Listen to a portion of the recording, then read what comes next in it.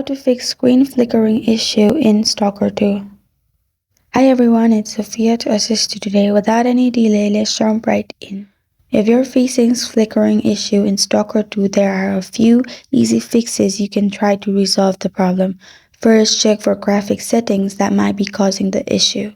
Players have reported that turning off features like frame generation, particularly in game mode, can fix flickering.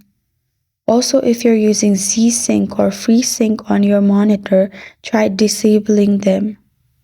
Another common cause is related to graphic drivers. Make sure your GPU drivers are fully updated, as outdated drivers can lead to usual glitches like flickering.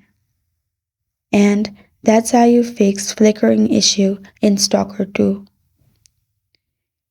Thank you for joining me today. If this video helped you out, please leave a like and subscribe for more.